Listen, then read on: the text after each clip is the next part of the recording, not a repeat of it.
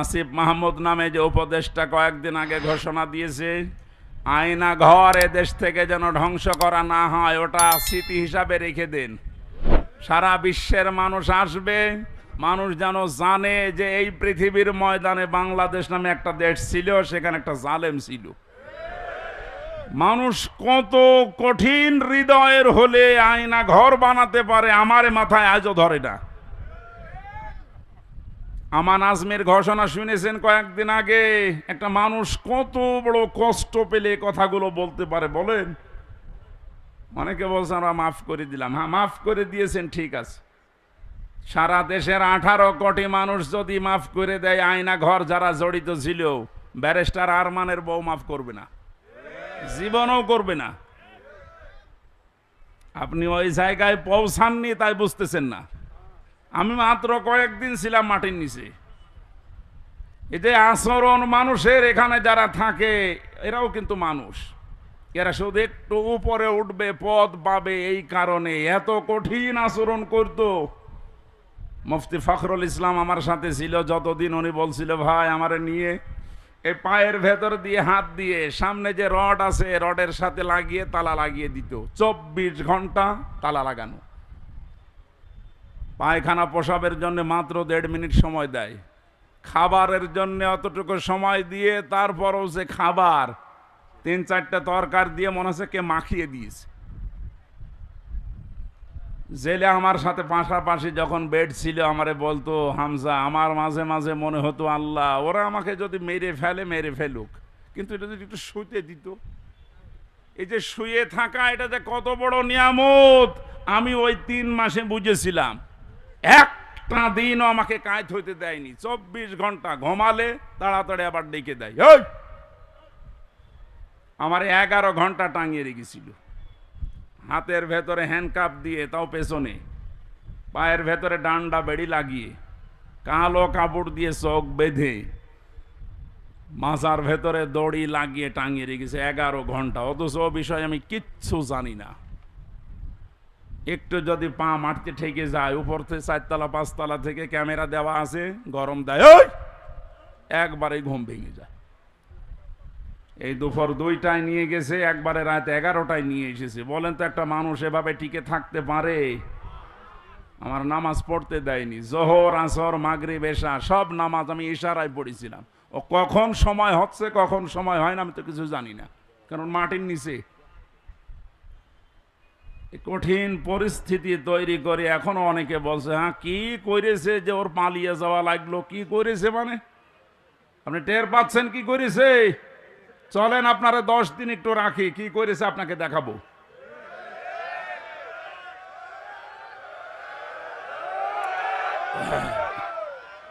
এই জন্যে তো জালেমের বিরুদ্ধে হামজার মামলা না, মামলা কার বলেন?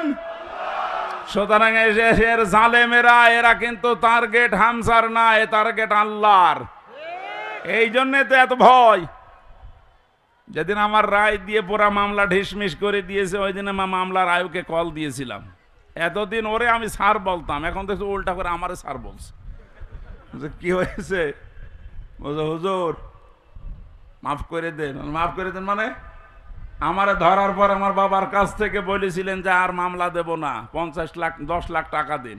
আমার বাবা তো গ্রাম্য মানুষ, সঙ্গে সঙ্গে 8 লাখ টাকা দিয়েছে। ওই টাকাটা ফেরত দিন। আপনি মাফ চাচ্ছেন, টাকাটা আগে ফেরত দিয়ে যান, তারপরে মাফ হবে। এই কাউন্টার টেররিজমের যেই কয়টা দায়িত্বশীল ছিল, এগুলো মানুষের মধ্যে পড়ে না, এগুলো জানোয়ারের চাইতেও খারাপ। আমি নাম ধরেই বলছি, এই মনিরুল, এই আসাদুজ্জামান, ডিসি মান্নান, হারন তো 3 ইঞ্চি, ওর নাম মুখে উচ্চারণ করাও ঠিক না। এই শয়তান এত উপরে উপরে দেখাতো, রিমান্ডে এসে মনে হতো তো ফেরেশতা, অথচ ভেতরে ভেতরে যে আলেমদের এত বড় ক্ষতি করিস। ওই যে ছোট হুজুর যেটা মাদানি, ও আমার সাথে প্রথমে 2 মাস ছিল। আমারে বলছে হামজা ভাই আমারে নিয়ে গেল রাত 12:30টার দিকে, হাতের ছিলে পোড়া উলঙ্গ করিছে আমারে, আমার হাতে সিগারেট ধরিয়ে দিয়েছে, আর 2 পাশে ব্যারিকেড দিয়ে কেন কোনো গাড়ি আসতে না পারে। একটা অর্ধ উলঙ্গ মেয়ে লোক কোথা থেকে নিয়ে এসে আমার পাশে দাঁড় করিয়েছে, ছবি তুলতেছে যে এটা সকালে ছেড়ে দেব, মানুষ বুঝবে দেশে যে হুজুর কত খারাপ।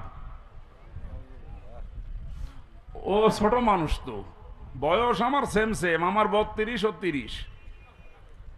ওই সময় হাউ মাউ করে কাঁদছিল ওই ফাঁসির কন্টেম ছেলের ভেতরে। আমারে বলছে, হামজা আমি তো একেবারে অসহায়, যে কেউ নেই।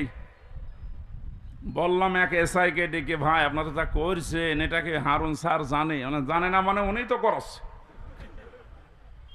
মজলুম অবস্থার দোয়া কবুল হয় আমার বিশ্বাস আছে।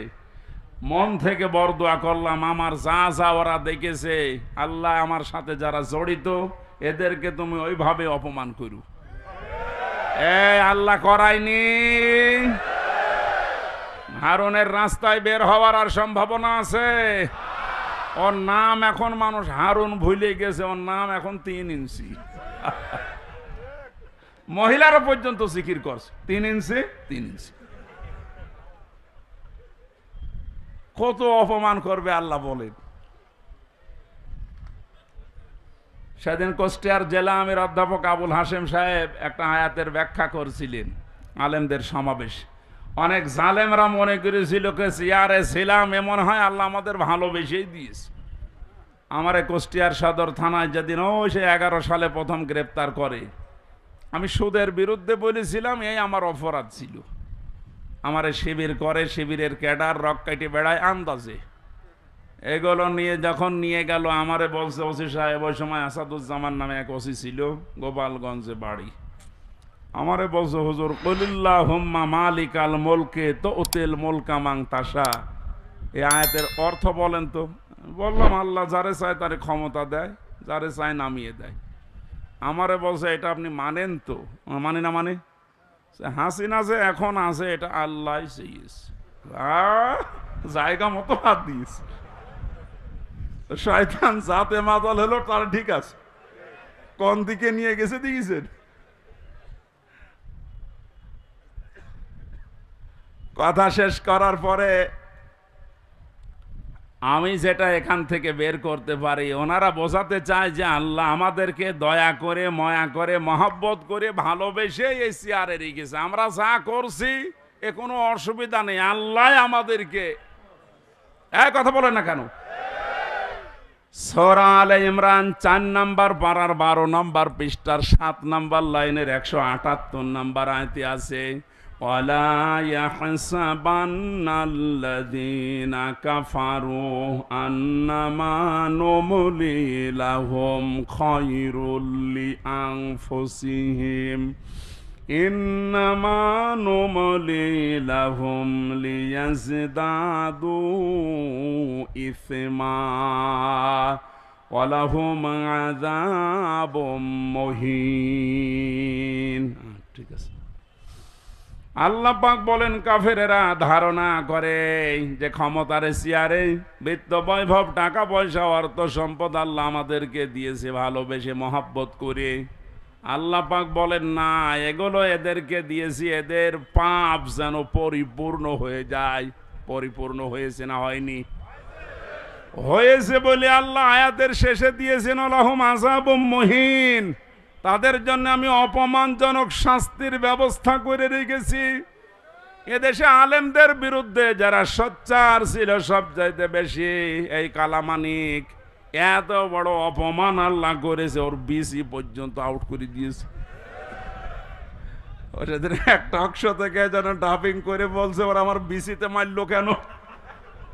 আর কি অপমান হবেন আপনি? ও এখন যে অবস্থায় আছে আমার মনে হয় ওর মরে যাওয়া ভালো। কথা বলেন। এই জন্য আহ্বান জানাবো, যাদের নেতা ঠিক নেই, আদর্শ ঠিক নেই, আপনি ফিরে আসেন। আপনি কিন্তু জাহান্নামে যাচ্ছেন। আপনি যাই ভুল বোঝেন আর মনে করেন, আল্লাহ আপনাকে হেদায়েত দান করুন, আমিন। এই জুলুম অত্যাচারের বিরুদ্ধে যে মানুষগুলো জীবন দিয়ে গেল, বিশেষ করে আবু সাইদ সহ, মুগ্ধ ভাই সহ যতগুলো মানুষ জীবন দিয়েছে, এদেরকে আল্লাহ শাহাদতের সর্বোচ্চ মাকাম যেন দান করেন। এই জায়গায় যেন কেউ ফতোয়াবাজি করবেন না যে না ওরা একেবারে মারা গেল, তো শহীদ হয়েছে। কে বলেছে শহীদ হয়নি? পানিতে ডুবে মরলে যদি শহীদ হয়, আগুনে পুড়ে মরলে যদি শহীদ হয়, দেওয়াল চাপা পড়ে মরলে যদি শহীদ হয়, অ্যাক্সিডেন্টে মরলে যদি শহীদ হয়, জালেমের জুলুমের সামনে নিজের জীবনটা যে দিয়ে গেল, সে শহীদ হবে না? মানে এই কথা বলছেন, মাস্ট বি, আপনাকে বলাই লাগবে শহীদ। যদি কেউ স্বীকার না করেন, মুখ দিয়ে বলতে না চান, এ কথা কখনো বলবেন না যে ও মারা গেছে। শহীদরা মরে না। বালা হুয়াউন ইনদা রাব্বিহিম ইউরযাকুন, আল্লাহ বলেন ওরা জীবিত এবং আমি আল্লাহর কাছে খাবার খাই। খাবার খেলে আমরা জানি মা শরীরে রক্ত গোশত তৈরি হয় না, হয় না? এটা যে হয় তার প্রমাণ নবীজির চাচা হযরতে হামজা রাদিয়াল্লাহু তাআলা আনহু, তাকে ৭০ টুকরা করেছিল। তার লজ্জাস্থান পর্যন্ত কেটে কেটে ৩ টুকরা করিস। এই ছেলে, এখানে দাঁড়িয়ে কি করো?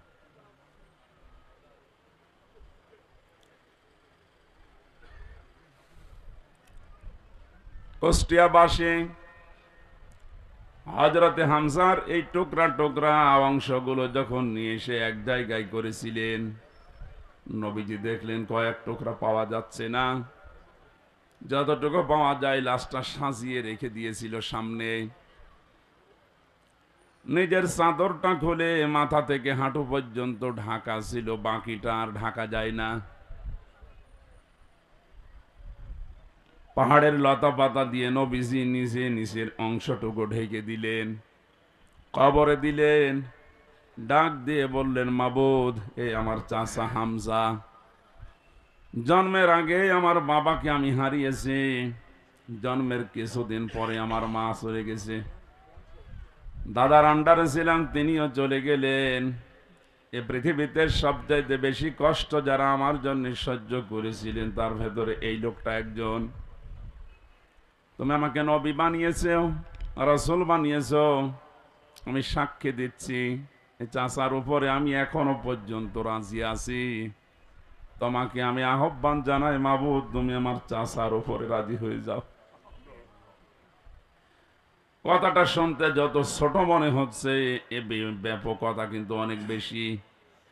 বিশ্ব নবী নিজে দাঁড়িয়ে বলছে, আল্লাহ, এ চাচার উপরে আমি রাজি আছি, এখনো পর্যন্ত খুশি আছি, আল্লাহ তুমি নিজেও রাজি হয়ে যাও। আল্লাহ খুশি না হয়ে পারবে? নবীজি তো কোনোদিন কথা বলা লাগেনি, শুধু মনের ভেতরে কামনা আসলেই কবুল হয়ে গেছে। অথচ আজকে নিজে তিনি দোয়া করছেন। কবরে দেওয়ার ৩০ বছর পর একবার তার কবর ভেঙে গিয়েছিল মদিনায় ব্যাপক ঢলের কারণে। এ রক্তের স্রোতধারা আসছিল। ছোটবেলায় যারা তার সাথে যুদ্ধ করেছিল, আজকে তারা বড় হয়ে গেছে। এই মুরব্বী মানুষগুলো রক্ত অনুসন্ধান করতে গিয়ে দেখে ৩০ বছর আগে মুহাম্মদুর রাসূলুল্লাহর চাচা হযরতে হামজা রাদিয়াল্লাহু তাআলা আনহু উহুদের ময়দানে জীবন দিয়েছিলেন। যেখানে যেখানে কাফেরেরা তাকে টুকরা টুকরা করেছে, ওই জায়গাগুলো দিয়ে ফিনকি দিয়ে রক্ত বের হচ্ছে। মুসলমানেরা যদি খাবার উনি না খাবে, আল্লাহ যে রিজকের কথা জানিয়েছেন, বালা হুয়াউন ইনদা রাব্বিহিম ইউরযাকুন, তারা জীবিত এবং আমি আল্লাহর কাছে তারা রিজিক পায়। ওরা যদি রিজিকই না পাবে, তাহলে ওনার শরীর থেকে রক্ত আসলো কোত্থেকে? আমি ৪ দিন আগে ছিলাম গাইবান্ধার গোবিন্দগঞ্জে। ওখানে সাব্বির নামে ইসলামী ছাত্র শিবিরের এক ভাই ১ মাস আগে শহীদ হয়েছিল, যে আজকে ৫ তারিখ। গত মাসের ৫ তারিখে শাহাদত বরণ করার পর প্রায় ২৬ দিন পরে কবরটা ভেঙে গিয়েছিল। যারা আমাকে নিয়ে গিয়েছে তারা বলছে ওই কবরে এখনো পর্যন্ত তাজা রক্ত বের হচ্ছে। এজন্য শাহাদত শব্দটা অনেক কঠিন এবং গুরুত্বপূর্ণ শব্দ। শাহাদত যারা বরণ করেছে, এ মানুষগুলোকে মরে গেছে কখনো বলবেন না, এই জন্য তো শহীদ শব্দ লিখেছে। যারাই মারা গেল, যারা শহীদ হয়ে গেল, এ মানুষগুলোকে মৃত বলতে মুখ দিয়ে আল্লাহ নিষেধ করে শুধু শেষ করেননি, মানুষ যেন ধারণাও না করে, এই জন্য ধারণার উপরও আল্লাহ দিয়েছেন নোটিশ। ওয়ালা তাহসাবান্নাল্লাযীনা কুতিলু ফি সাবিলিল্লাহি আমওয়াতা ইলা আখিরি আয়াত। সূরা আলে ইমরানের 169 নম্বর আয়াতের প্রথম অংশে আল্লাহ জানিয়েছেন, কোনদিন ধারণাও করবা না যে যারা শহীদ হয়েছে ওরা মারা গেছে। সুতরাং বৈষম্য দূর করার জন্য যারা জীবন দিয়ে গেল, প্রায় 1000-এর উপরে ছাত্র ছাত্রী, সবগুলো যেন আল্লাহ শহীদ হিসাবে গ্রহণ করেন, বলেন আমিন। এই শাহাদত বরণ করানোর জন্য যারা ব্যস্ত ছিলেন, এ মানুষগুলো প্রত্যেকেই জালেম এবং যারা এর সহযোগী। নবীজি তিরমিজি শরীফের হাদিসে জানিয়েছেন, যারা জালেম এবং জেনে শুনে জালেমের সহযোগিতা করে, সাহায্য করে, সাপোর্ট দেয়, ও সঙ্গে সঙ্গে নবীর উম্মত থেকে বের হয়ে যায়। আপনি কি বুঝলেন কি বললাম? এরপরও আমরা দেখতে পাচ্ছি, জেনে হোক না জেনে হোক, অনেকে অনুমাদনায়, উদ্দীপনায়, বিভিন্ন কায়দায় আজ জালেমদের এখনো পর্যন্ত সাপোর্ট করে যাচ্ছেন, তাদের সাফাই গাচ্ছেন। আপনি কিন্তু নবীর উম্মত আর দাবি করতে পারবেন না, নবীর উম্মত থেকেই খারিজ হয়ে যাবেন। এই জন্য যারা জালেম, এদেরকে এখনো পর্যন্ত সাহস দেওয়ার জন্য যারা বিভিন্ন পথ অবলম্বন করছে, কয়েকদিন আগে দেখতে পেলাম ভিডিওতে একজন বলছে, আপা আপনি ঘাবড়াবেন না, আপনি ঘাবড়ালে আমরা নরম হয়ে যাই। কত বড় শয়তান! ওর চেহারার দিকে তাকিয়ে দেখলাম যে শয়তান তো আমি দেখিনি, যদি দেখতাম মনে হয় ওইরকমই হতো। সুতরাং বৈষম্য দূর করার জন্য যখন এই আন্দোলন হয়েছিল, সফল যখন হয়েছি, এদেশে কোনো বৈষম্য থাকবে না ইনশাআল্লাহ। সংস্কার যখন আরম্ভ হয়েছে, রাষ্ট্র সংস্কারের জন্য আন্দোলন ছিল না? এই কথা বলেন না কেন? সংস্কার যখন আরম্ভ হয়ে গেছে অলরেডি, কোনো জায়গা যেন বাদ না থাকে। গত কয়েকদিন আগে আমিরে জামাত আপনাদের এই শিলাইদা এসে বলে গেছে না যে সংস্কার যখন আরম্ভ হয়েছে, যারা দায়িত্বে আছে আমরা চাই ইনাদের হাতে যেন সংস্কার শেষ হয়। সুতরাং যারা আছেন বেশি দেরি করার দরকার নেই, খুব তাড়াতাড়ি যারা জালেম ছিল এবং জালেমের সহযোগী ছিল, একটাও যেন পদে না থাকে। আজকে হলে আর কালকে যাওয়ার দরকার নেই, কারণ এই 1734 জন মানুষ যারা সবচাইতে বেশি জুলুম করেছে এই দেশে চেয়ারে বসে, এই মানুষগুলো আল্লাহর কাছে সব আল্লাহর মামলার আসামি। কেউ বাঁচাতে পারবে না আপনাকে। আমি 3 বছর জেলে ছিলাম, আমার মামলার বাদী ছিল, আয়ু ছিল একজন, বাদী ছিল আর একজন। বাদী ছিল সরাসরি রাষ্ট্র, এই জন্য আমার এত দেরি হয়েছে। তাছাড়া মামলা যা, ওটা যদি সাজাও লাগিয়ে দিত, সর্বোচ্চ 3 মাসের বেশি আমার রাখার কথা ছিল না। অথচ গত পরশুদিন আমার মামলা সব পুরা ঢিসমিস করে দিয়েছে, কিচ্ছু নেই, সব শেষ। আমি মনে করলাম, জিজ্ঞাসা করে বিচারপতিকে যে স্যার আপনি তো আগে ছিলেন, 3টা বছর আমার এই মামলা 30 থেকে 31 বার পর্যন্ত উঠেছে, একবারও জামিন দিলেন না। আজকে একেবারে বলছেন যে এর ভেতরে কোনো মাল ম্যাটারেস নেই, কি দেখে বিচার করবো? যা, মানুষ তো আপনি একই আছেন আগে থেকে। তো আমার মনে হয় এর কথা বলতে বাধ্য হইতো যে কি করবো, হাত বাঁধা ছিল। কথা বলে না কেন? একটা রাষ্ট্র কত বড় দুর্নীতিগ্রস্ত হলে জাতীয় মসজিদের খতিব পর্যন্ত পালিয়ে যায়। এটা থেকে আজ করা যাচ্ছে যে আমরা কোথায় ছিলাম। দেখেন এই লোকটার হাত আজকে খুলে গেছে। এতদিন যে লোকটাকে বারবার অ্যাডভোকেট যারা, উকিল যারা, ব্যারিস্টার যারা কত রিকোয়েস্ট করেছে, কত যুক্তি দেখিয়েছে যে একজন পরিচিত মানুষ, এ তো গোপনে কিছু করে না, এরপরেও বলেছে না কিচ্ছু করার নেই, হবে না, যান। মাসের পরে মাস না, 3 মাস, 4 মাস, 6 মাস পরে একটা ডেট দিত এভাবে। অথচ টাকা পয়সা দিয়ে এগিয়ে 30 থেকে 31 বার তুলিস, দেয়নি। এই লোকটা গত কয়েকদিন আগে যেভাবে সব দিয়ে দিল, এই যে মোবাইলটাও দিয়েছে, 3 বছর আটকিয়ে রেখেছিল, গত বর্ষ দিন দিয়ে দিয়েছে। আমি ভাবলাম যে আল্লাহ, এইরকম হাত বাঁধা লোক এদেশে আর নেই, আছে মানে সব জায়গায়। সুতরাং হাত যাদের খুলে গেছে, আপনি যেন আর হাত বাঁধা না হয় এই কাজ করবেন।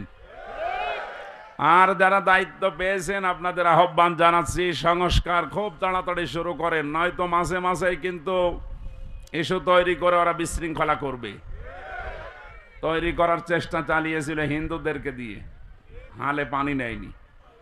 এই কথা বলছে না কেন? আনসারদের দিয়ে আক্রমণ চালানোর চেষ্টা চালিয়েছে, কিন্তু হালে পানি নেয়নি। কারণ দেশের মানুষ বুঝে ফেলেছে 42,000 আনসার নিয়োগ হয়েছে এই কয়েক বছরে, তার ভেতরে 35,000 গোপালগঞ্জের। 42,000-এর 35,000 যদি হয় গোপালগঞ্জে, তা আমরা কি ঘাস কাটছি? এই জন্য বৈষম্য বিরোধী আন্দোলনে যে কথাগুলো ছিল, যে দফাগুলো ছিল, সবগুলোর সাথে আমরা একমত। বিশেষ করে শেষ কথা, যেটা শেষ দফা, এক দফা এসেছিল যে আমরা জালেমের পদত্যাগ চাই। আল্লাহ এই দাবির সাথে আল্লাহ নিজেও ছিলেন। আমার তো মনে হয় শুধু ছাত্ররা না, এদের সাথে আল্লাহ আবাবিল পাঠিয়েছিলেন।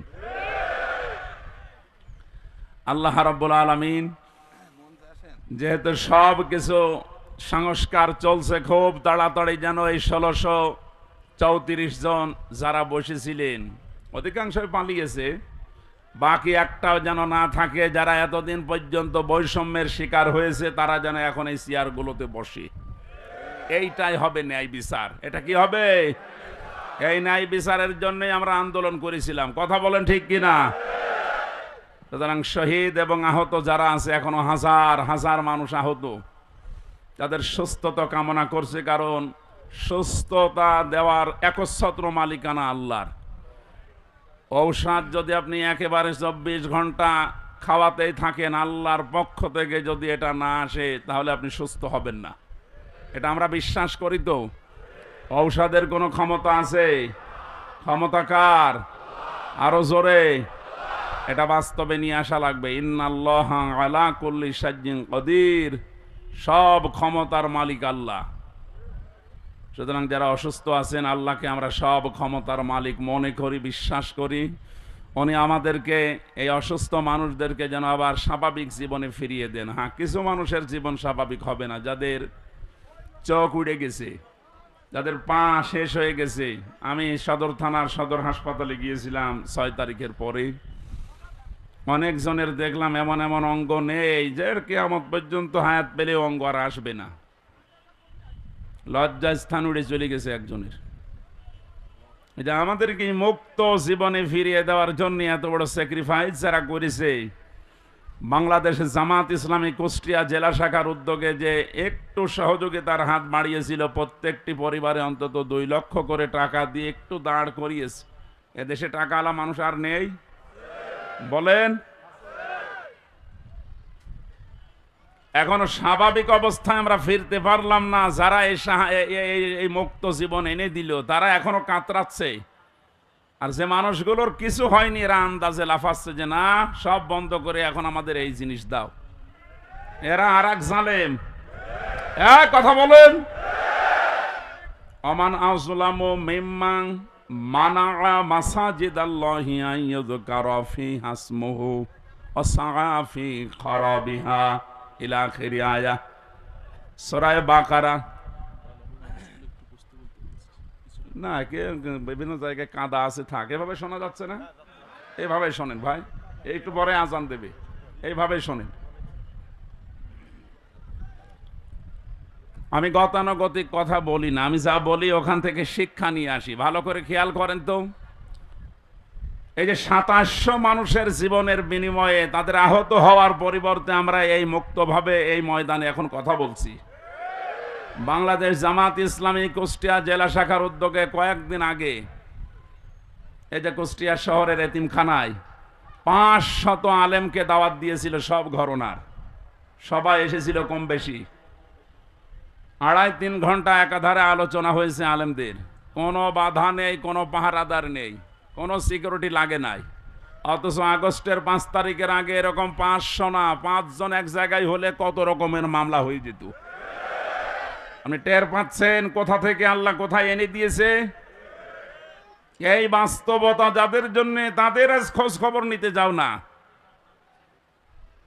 এদের জন্য এখন মসজিদে দোয়া হয়, কোরআনে কারিমের দার্স হয়, সেগুলো এখন অনেকে উল্টাপাল্টা ফতোয়া দিয়ে বন্ধ করার চেষ্টা করছে। আমাদের জেলায় না শুরু হলেও আশপাশ জেলায় অনেককে বলছে অমান আযলামু মিম্মান মানাআ মাসাজিদ আল্লাহ। আল্লাহ বলেন বড় জালেম দেখতে চাও? আমরা তো অধিকাংশ মানুষ মনে করি আয়না ঘর যারা তৈরি করেছিল ওরা বড় জালেম। হ্যাঁ, মাস্ট বি, ওরা বড় জালেম।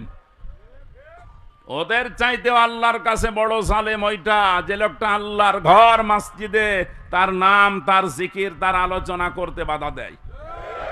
এগুলো এখন নতুন ভাবে অনেকে তৈরি করার চেষ্টা করছেন। আপনি থামেন। ওকে আল্লাহ কিন্তু বড় জালেম বলে নাই, আপনাকে বড় জালেম বলে ইঙ্গিত দিয়েছে। কোরআনে কারিমের সূরা বাকারা 1 নাম্বার পারা 18 নাম্বার পৃষ্ঠা 17 নাম্বার পৃষ্ঠার 3 নাম্বার লাইনে আছে যে আল্লাহর দৃষ্টিতে বড় জালেম ওই লোকটা যে আল্লাহর ঘর মসজিদে আল্লাহর কোরআনের কথা, আল্লাহর নামের কথা, জিকিরের কথা বলতে দেয় না। এটা যদি রেকর্ড হচ্ছে কালকে সারা দেশে যাবে। সবাইকে আমি আহ্বান জানাচ্ছি আপনারা থামবেন। এত বড় কঠিন জুলুমের ভেতরে ওই 17 বছরে আল্লাহর ঘর মসজিদে কেউ কোরআনের কথা বাধা দিতে সাহস পায়নি। আপনি সাহস পাচ্ছেন কোত্থেকে? সুতরাং আপনি থামবেন, নয়তো জালেমরা যেমন মুসলমানদের শত্রু হয়ে বিদায় নিয়েছে, আপনিও শেষ পর্যন্ত শুধু মুসলমানদের না আল্লাহর টার্গেটে পড়বেন। কারণ জালেমরা টার্গেট কার? এটাকে আমি বানালাম? বলেন। কোরআনে কারিম জানিয়েছে ইন্নামাস সাবিলু আলাল্লাযিনা ইয়াজলিমুনান নাস ওয়া ইয়াবগুনা ফিল আরদি বিগাইরিল হক উলাইকা লাহুম আযাবুন আলীম। সূরা শুরার 42 নম্বর আয়াতে আছে, আল্লাহ বলেন অবশ্যই আমি আল্লাহ নিজে বাদী হব, মামলা দেব, কেস করব। টের পাচ্ছেন কত ওজনওয়ালা শব্দ এটা? আল্লাহ নিজে মামলা দায়ের করবে, নিজে কেস করবে তাদের বিরুদ্ধে। ইয়াজলিমুনান নাস, যারা মানুষ হয়ে মানুষের উপরে জুলুম করছে। আল্লাহ পাক ইয়াজলিমুনাল মুসলিমুনা দেয়নি যে যারা মুসলমানদের উপরে জুলুম করেছে তারা আল্লাহর মামলার আসামি না। ইয়াজলিমুনান নাস এটা বহু, ইয়াজলিমুনা এটা মোজারে, বর্তমান, ভবিষ্যৎ, প্রেজেন্ট, ফিউচার। এখন যারা জুলুম করছেন, ভবিষ্যতেও যারা করবেন, আপনি কিন্তু এদেশে হামজার মামলার আসামি না, আপনি সরাসরি আল্লাহর মামলার আসামি। আমি আপনাকে বাঁচাতে এসেছি, এরপরও যদি উল্টা বোঝেন নিজের কপালে নিজে আগুন লাগাবেন। আমার কথার অর্থ বুঝতেছেন নাকি আন্দাজে ঠিক বলেন? আলহামদুলিল্লাহ। সুতরাং আবার আহ্বান জানাচ্ছি, বৈষম্য বিরোধী ছাত্র আন্দোলনের সংস্কার করার জন্য যারা উদ্যোগ নিয়েছিল, যাদের দায়িত্ব আমরা দিয়েছি, আপনারা খুব তাড়াতাড়ি করেন। কারণ এই জালেমরা যতদিন পর্যন্ত এখানে থাকবে ততদিন পর্যন্ত নতুন ইস্যু তৈরি করার চেষ্টা চালাবে। যারা পৃথিবী শান্ত হয়ে যাওয়ার পরও অশান্ত করার জন্য চেষ্টা চালায়, এই মানুষগুলো এই আয়াতের দ্বিতীয় শব্দে তারাও আল্লাহর মামলার আসামি। ওয়ায়াবগুনা ফিল আরদি বিগাইরিল হক, পৃথিবী শান্ত হয়ে যাওয়ার পরে যারা অশান্ত করার জন্যে বিদ্রোহ করে বেড়ায়। সংখ্যালঘুর নাম নিয়ে যা শুরু করেছিলেন, আমিরে জামাত অলরেডি ঘোষণা দিয়েছে এদেশে কোনো সংখ্যালঘু সংখ্যাগুরু নেই। সুতরাং এই ইস্যু বাদ দেওয়া লাগবে। এদেশে সংখ্যাগুরু সংখ্যালঘু আছে? না, নেই। এদেশে যে জন্ম নিয়েছে সেই এদেশের বৈধ নাগরিক। আমি আমির হামজা 96% মুসলমানদের ভেতরে যেমন অধিকার পাবো একজন হিন্দু 4%, তাতে কি সে একই অধিকার পাবে? এক কথা বলছেন? এটা যখন বুঝে ফেলেছে, দেখছে না এ তো হালে পানি নাই না, ওটা বাদ দিয়েছে। এরপরে নামিয়েছে ডাক্তারদের, ওটাও পারছে না। এরপরে নামিয়েছে আনসারদের, ওটাও যখন পারে না, আমার মনে হয় ওদের যা চরিত্র কিছুদিন পরে গলন্ত ঘাটের এই বেশ্যাদের নামাবে। খুব সাবধান থাকা লাগবে। আমি একটু খোলামেলা বলে ফেললাম, কারণ চরিত্র ওদের ওই রকমই, ওদের যা চরিত্র ওই রকমই। ঈমান যাদের ভেতরে আছে তারা তিনটা কাজ কখনো করতে পারে না, এটা কোরআনে কারীম জানিয়েছে।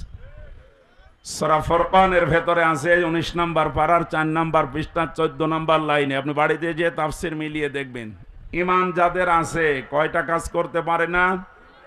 আরো জোরে। এই তিনটা কাজ যদি করে ফেলে তাদের শাস্তি আল্লাহ দেবেন ডবল।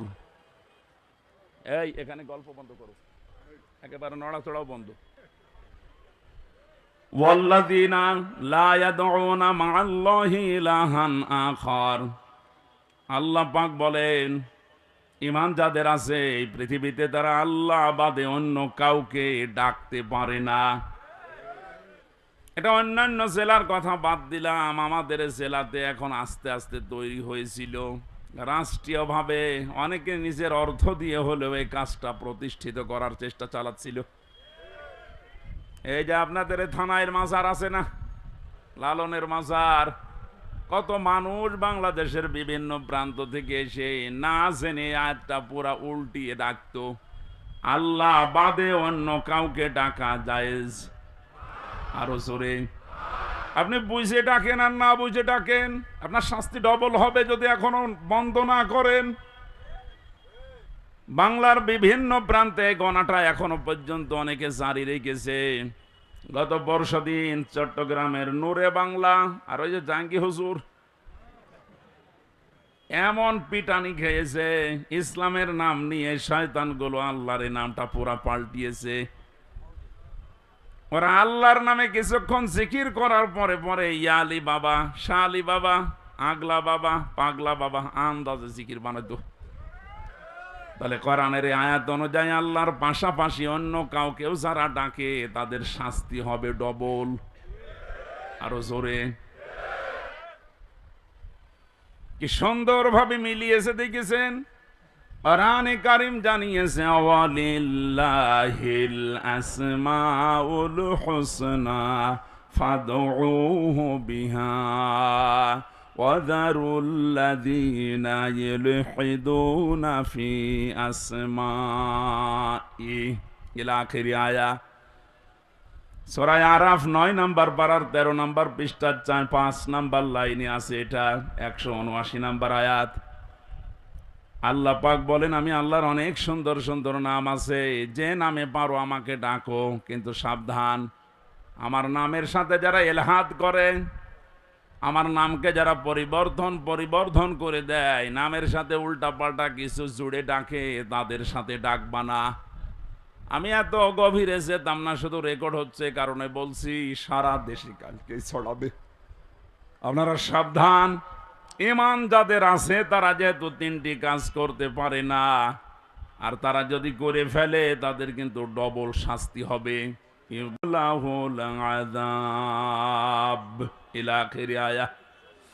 আল্লাহ পাক বলেন তাদের শাস্তি আমি ডবল দেব। 1 নম্বরের গোনা পেলাম যারা আল্লাহর সাথে অন্য কাউকে ডাকে। 2 নম্বরে ওয়াল্লাযীনা লা ইয়াদউনা মা'আল্লাহি ইলাহান আখারা, আল্লাহর সাথে যারা অন্য কাউকে ডাকছেন এখনই আপনি থেমে যাবেন। 2 নম্বরে এই পৃথিবীর ময়দানে কোনো মানুষ যেন জিনা না করে। কি না করে? এটা ছিল না?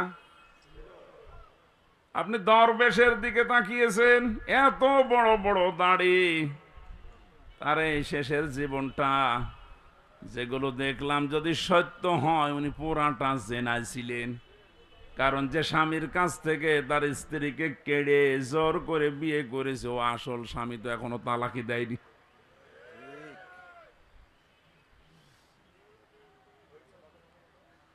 এজন্য আমাদের সাবধান থাকা লাগবে। আমাদের ঈমান যাদের ভেতরে আছে এরকম কোন গুনাহ যেন আমাদের ভেতরে না আসে। মুমিন মরে যেতে পারে কিন্তু জিনা করতে পারে না। শুধুমাত্র লজ্জাস্থানের জেনাটা জেনা না, হাতের জেনা আছে, মুখের জেনা আছে। হাতের জেনা কি?